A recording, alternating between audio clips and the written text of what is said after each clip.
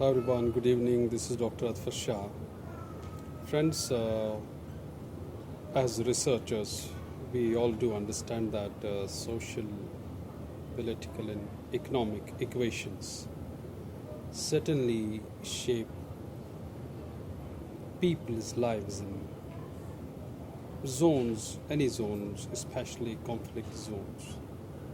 And when it comes to research in conflict zones, there are myriad of thoughts. There are researchers who believe that yes, objectivity can be achieved, and there are people who believe that no, it's hardly possible to do justice with research in conflict zones because there are a host of issues where researchers struggle, and most of the times they want an early escape from the field, and they don't want to encounter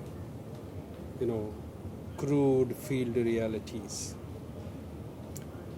The question is a good research, is an objective research possible in today's conflict zones? Yes or no? Yes, it is. How? I have often been saying that a normal zone or a normal field is very different from a conflict field. Therefore, if we talk about researching in a conflict zone and applying the same conventional methodologies, it will be a failure. There has to be a distinctive methodology for conflict zones, right from Sierra Leone, whether it is Somalia, it is Syria, it's Iraq, many parts, especially in India's Kashmir Valley, some places in the northeast. There are apprehensions where researchers feel hesitant to enter. Now what to do? It's all the time what we usually call in research, it should be network building or it should be rapport building, but the rapport building in a conventional normal zone is altogether different than rapport building in a conflict zone. And when we do this in conflict zones, we call it tribe building. And what is this tribe building? Tribe building, simply, friends, is having a host of people, having a group of people like interpreters, like fixers who fix meetings, like friends, like mentors, like the acquaintances there in the field who know you as a researcher, who know your credibility, and who can guard you, protect you in any adverse situations.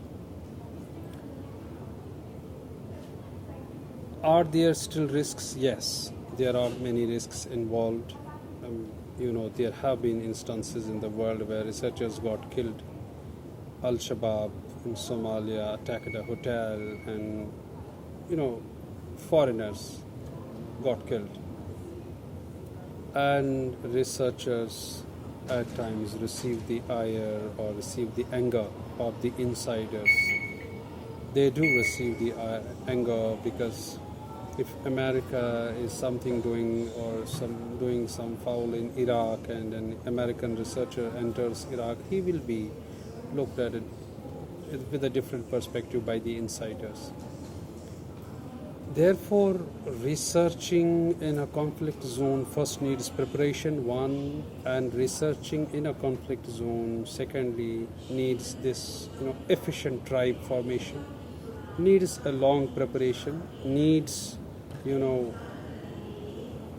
acquaintances, needs friends, needs close people who can put up a word for you once you enter that field. And it doesn't require a single researcher to enter somewhere in the field, but researchers in such zones should always go in groups, and really researchers going as tribe, and forming a tribe when they are there.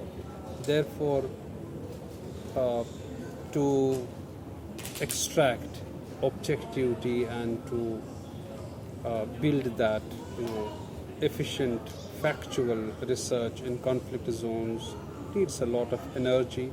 It needs a lot of efforts. It needs a lot of drive formation, as I said. And still there are risks, but those risks need a proper, efficient, methodological, scientific risk management. That's what is lacking so far. I don't think that in Indian research or in the South Asian research, this tribe formation or this tribe building is much encouraged. And once researchers enter such fields, they are either doing their PhDs or some other research projects.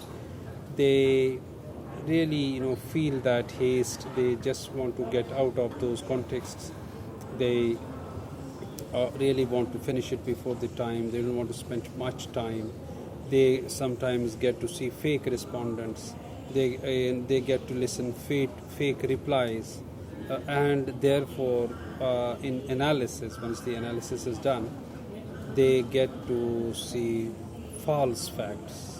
This sounds an oxymoron when I talk about false facts, because when you talk about facts and when you talk about false, because to the researcher these are facts, but these are the replies of fake respondents. And who are these fake respondents? Fake respondents are really normal respondents but scared, who have security apprehensions, who feel intimidated, who doubt the researcher, who feel researcher is an outsider and maybe a spy. Therefore, to really understand this tricky situation, researchers need that tribe building, need those acquaintances, need proper funds, need a lot of time, need efficient mentoring to enter the conflict field and do such a research efficiently, so that fake data doesn't produce fake surveys and fake facts, as I said, don't come to fore, and fake theory building doesn't happen. Because all the time I say to my students as well, the job of a researcher is to collect the data, but the job of a researcher is not just to collect the data. Job of a researcher is to build theory. That theory building is somehow missing when it comes to our Indian context, when it comes to Indian research. That's why theory building, friends, is very important. And in our PhD researches, doctoral, postdoctoral researches, these are not just data shouldn't come to fore.